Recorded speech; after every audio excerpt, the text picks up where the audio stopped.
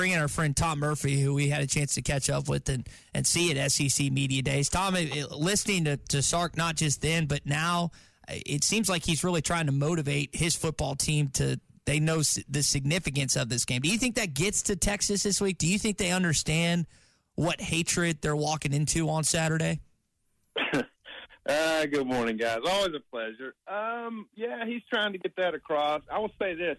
There's a little bit of confusion. Apparently, Joe Tessitore might have said that on the broadcast in 2021 because at Sark's Monday press conference, he attributed it to Joe, and I guess he borrowed it and then used it again at Media Days. So when you're a player and you don't know a whole lot about that history, and then you hear him saying this, then I think it soaks in their head. Plus, these guys have a shot at the SEC championship game in their first year in the league, and they're really in position to play in the college football playoff. So with 3 games left, they're not gonna come in here expecting it to be an easy game like maybe they did when Mississippi State came in there a few weeks ago. Yeah, and the last time there was expansion, one of the teams, and no one thought Missouri would be much of a factor. And I know that the landscape of the league was a lot different with divisions, and Georgia wasn't Georgia then, but it was Missouri that had the early success and was finding their way to Atlanta, and Gary Pinkel was running their program. And here's Texas, first year expansion, and I don't know that they're going to make Atlanta, but right now they're amongst 3 one-loss teams, Tom, and I don't think many are surprised that Texas is in the hunt at this point. Not really. There was a lot thought of them after they made the playoff last year, obviously. They've got good quarterbacks. They've got a ton of speed. And then to me, Arkansas is trying to control that speed that they have on offense is probably about the biggest part of this game. But, yeah, it's interesting, though, that you equate what they're doing now with Missouri in 2012. I mean, you're right. Nobody thought a whole lot of them coming in, and they did have early success, certainly more than A&M did. I mean, even though A&M had Manziel at the time. So it's just been, I think, I will say this. Texas got a gift schedule, and you call it easy, call it whatever you want. But in the SEC, it's about a manageable a schedule as you could imagine, and it really reflects Missouri's schedule. Both those two teams played Vanderbilt, Mississippi State, Arkansas, and A&M, and Missouri got Auburn as well. So they're playing teams that are going to finish in the bottom half of the conference. And Florida should be better than Florida is. They're on the Texas schedule last week. Yep. Kentucky's on that schedule in Austin. I think Vanderbilt wasn't expected to be as good, but that was an easier road game in the preseason expectations. Turned out to be a battle in Nashville for Texas, but no, that's exactly right. Texas' schedule is light to say the least. Yeah, and both teams also got Oklahoma. So yeah, who's not near what we thought. Yeah. Exactly. So you compare their schedule against what Florida is facing and what like Oklahoma. And so Arkansas. I mean, Arkansas is not at the very top, but they have a very difficult schedule. So it's just if there's some imbalance to be had, you can see it in those two teams' schedules versus say OU and Florida. Tom Murphy with us, courtesy of the Arkansas Beef Council. Tom writes for Whole Hog Sports and the Arkansas Democrat-Gazette. Tom, what's the pathway for Arkansas to win this football game Saturday? Well, as I stated a minute ago, they've got guys like Blue and Golden and some other guys that are really fast. Mm-hmm. And SEC coaches who watch the film of Ole Miss and what they did to Arkansas are like, okay, we can exploit these corners. So Arkansas has got to protect its corners the best it can, meaning possibly more zone defenses. But even when they ran the zone against Ole Miss, they got run past as well on some plays. So Texas will want to get the ball in space to its skill players, and Arkansas has got to be able to contend with that, maybe get more pressure. I mean, that's been kind of a constant theme outside a few games that they haven't pressured the quarterback like they would need to disrupt the timing and the flow of that offense. Texas Sarkisian is a master at the play designs that give you a lot of motions to try to figure out what you're going to play, where guys are coming from. and then misdirection stuff. So your eyes have to be honest, and these are the kind of things that have hurt Arkansas, like the throwback of the Oklahoma State game, the flea flicker deal and some other games. So there's a lot to contend with. The good thing for Arkansas is he's had 2 weeks. We might see a little bit of a personnel shakeup in the secondary. I don't know what that means. Is Hudson Clark maybe going to go to safety? Yeah. Who's going to be at corner?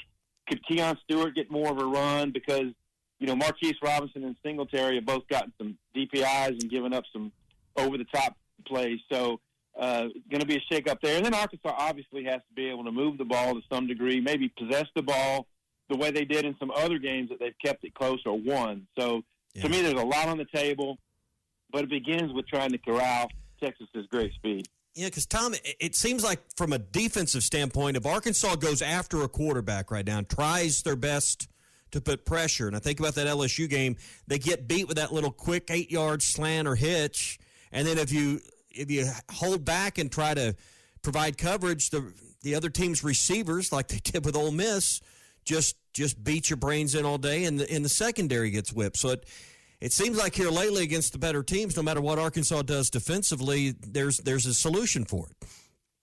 It has been recently. You're right, and they did some really good work early in the season. I talked about it on this air many times about the defensive game planning against Oklahoma State, and several other games. A&M didn't do as well as they have, But in recent games, you're right. A&M exploited the fact that they gave cushions, and then it's clear to me Arkansas tried to tighten up the cushions a little bit, but then Ole Miss ran past them.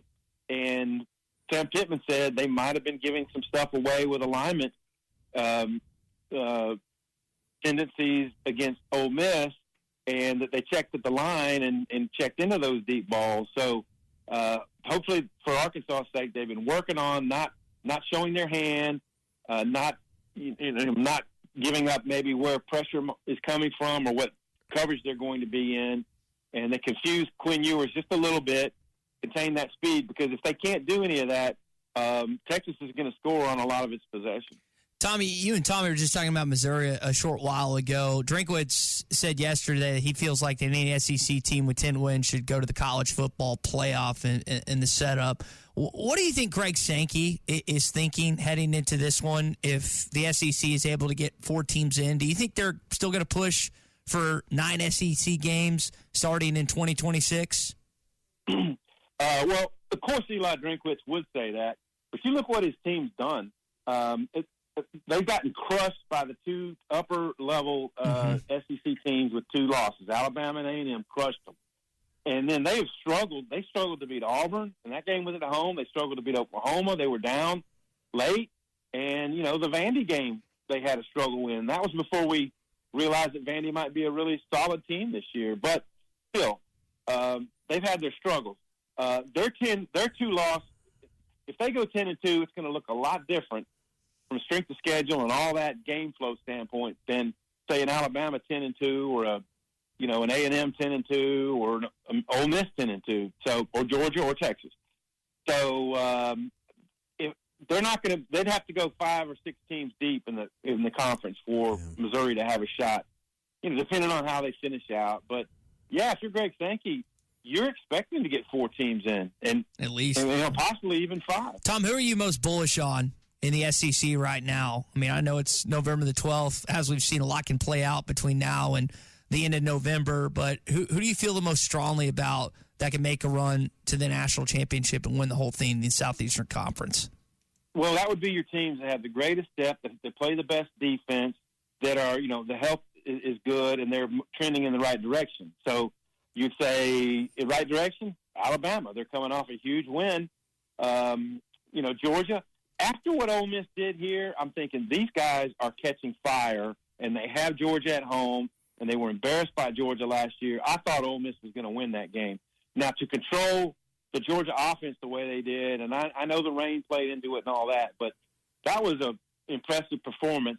And as Lane Kiffin likes to point out, LSU beat them on the last play. LSU scored a touchdown on the last play to get it into overtime, and then Ole Miss really kind of controlled that game. And then the Kentucky game, a little bit fluky, but they didn't play very well. So they have a chance. A&M, they've been off. They lost the way they lost to South Carolina. Not super impressive. Georgia, they just don't look like they have the offense they did before. And then Texas, they've got to get past. Arkansas has got to gear up and make this a very difficult game for Texas. If somehow the Longhorns win that, they're in great position, looking at what remains on their schedule to, make the playoff, make the SEC championship games. Tom, I only got about a minute or so here, but I wanted to Coach Pittman also talked about his pending hip surgery.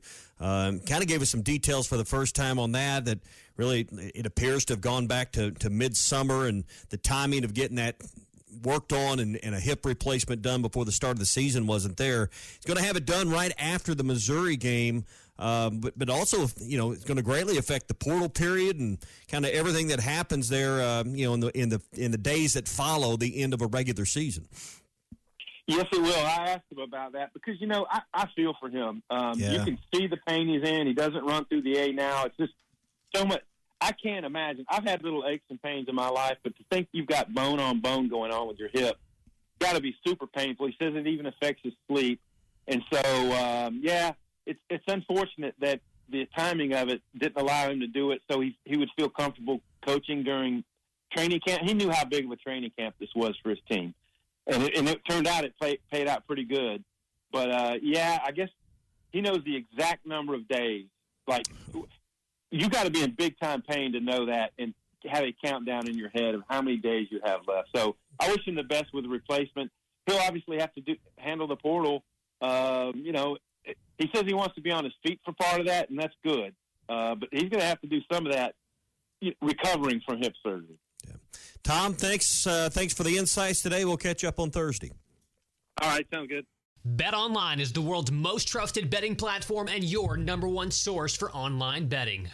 From the earliest odds to in-game live betting, BetOnline provides you with all the action and the ability to watch the games as they happen. With the largest selection of odds on everything from football, NBA, and college basketball, NHL to UFC and MMA.